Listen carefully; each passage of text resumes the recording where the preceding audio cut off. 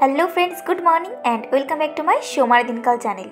তো সোমার দিনকাল চ্যানেলে তোমাদেরকে অনেক অনেক স্বাগত আর ভালোবাসা দিয়ে আবারও একটি নতুন ভিডিও নিয়ে চলে এলাম। তো বন্ধুরা, আজ কিন্তু আবারও একটি রেসিপি নিয়ে চলে এলাম তোমাদের সামনে। আর রেসিপিটি হচ্ছে টক দই দিয়ে চিকেনের একদমই পাতলা একটা ঝোল রান্না করব আজ। দেখতে দেখতে গরম তো চলেই এলো, তো এই গরমে চিকেনের পাতলা ঝোল কিন্তু সবাই পছন্দ করবে আর খেতেও কিন্তু দারুণ টেস্ট হবে। তো চলো বন্ধুরা, রেসিপিটা বানিয়ে নেওয়া যাক। তো দেখো, এখানে আমি কিছুটা চিকেন খুব ভালো করে ধুয়ে নিয়েছি আর চিকেনটা এবার আমি ম্যারিনেট করে নেব। আর চিকেনটা ম্যারিনেট করার জন্য আমি এখানে বেশ কিছুটা মশলা নিয়ে নিয়েছি। তো এই চিকেনগুলোর মধ্যে দিয়ে দিলাম গ্রেট করা আদা, গ্রেট করা রসুন, কুচানো পেঁয়াজ আর দিয়ে দিলাম পেস্ট করে নেওয়া পাকা লঙ্কা। আর এই লঙ্কাগুলোর মধ্যে শুধু যে পাকা লঙ্কা আছে তা কিন্তু নয়, পাকা লঙ্কা আর শুকনো লঙ্কা এই দুটো কিন্তু মিক্স করে নিয়েছি। তো মিক্স করে পেস্ট করে নিয়েছি। আর এখন এর মধ্যে দিয়ে দিলাম সরষের তেল, পরিমাণ মতো লবণ আর দিয়ে দেব পরিমাণ মতো হলুদ। আজকে কিন্তু আমি জিরে গুঁড়োটা একদমই স্কিপ করব। জিরে গুঁড়ো বা ধনে গুঁড়ো দুটোই কিন্তু আমি আজকে একদমই স্কিপ করব, যেহেতু আমি চিকেনের একদমই পাতলা ঝোল করব। তো যাই হোক, সব মশলা মোটামুটি এর মধ্যে দিয়ে দিলাম। আর বাকি আছে শুধুমাত্র টক দই। এখানে আমার চিকেন আছে 500 গ্রাম, এই জন্য টক দই কিন্তু আমি 2 চামচ নেব। 2 চামচের বেশি কিন্তু আমি এখানে নেব না। যেহেতু চিকেন 500 গ্রাম আছে, সেক্ষেত্রে 2 চামচের বেশি টক দই নিলে চিকেনটা কিন্তু একদমই টক টক খেতে লাগবে। এই জন্য চিকেনের পরিমাণটা বুঝেই কিন্তু টক দইটা দিতে হবে। তো যাই হোক, চিকেনের মধ্যে সব মশলা দেওয়া পুরো কমপ্লিট। আর এবার শুধু মাখিয়ে নেব।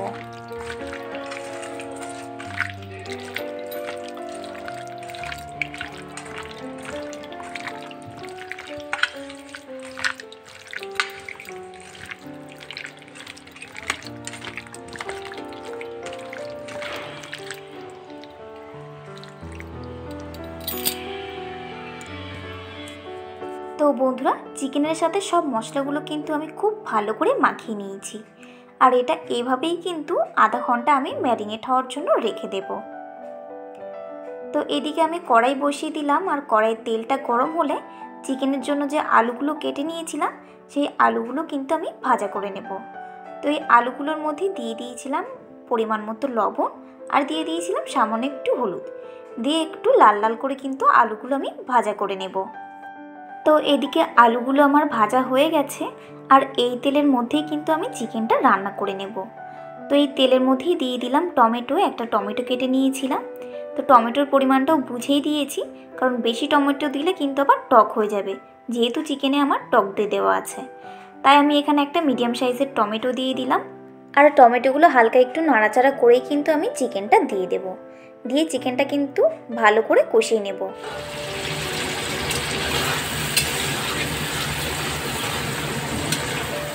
তো বন্ধুরা, এখানে তো সব রকম মশলাই আমি দিয়ে দিয়েছি, তাই আলাদা করে এখানে আর কোনো রকম কোনো মশলা দেওয়ার প্রয়োজন নেই।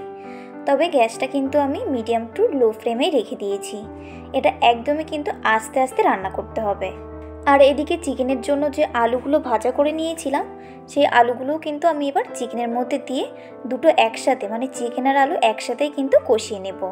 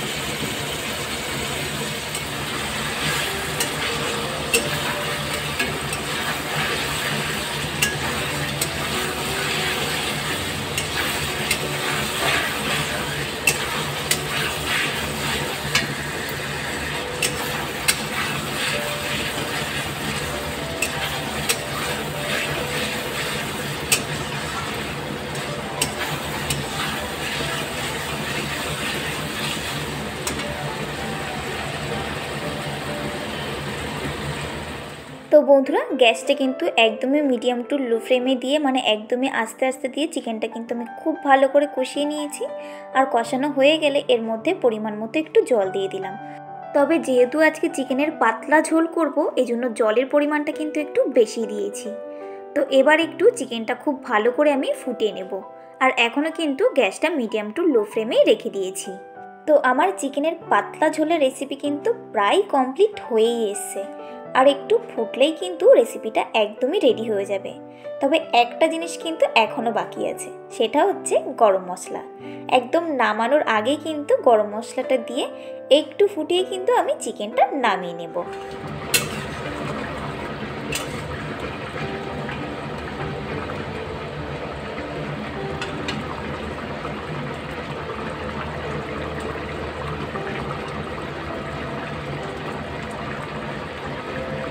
তো বন্ধুরা ফাইনালি কিন্তু টক দই দিয়ে চিকেনের পাতলা ঝোল রান্না আমার একদমই কমপ্লিট। তো রেসিপিটা তোমাদের কেমন লাগলো অবশ্যই কিন্তু কমেন্ট করে জানিও। আর রেসিপিটি যদি ভালো লেগে থাকে তাহলে অবশ্যই কিন্তু একটা লাইক করো, কমেন্ট করো, শেয়ার করো অ্যান্ড সাবস্ক্রাইব করো।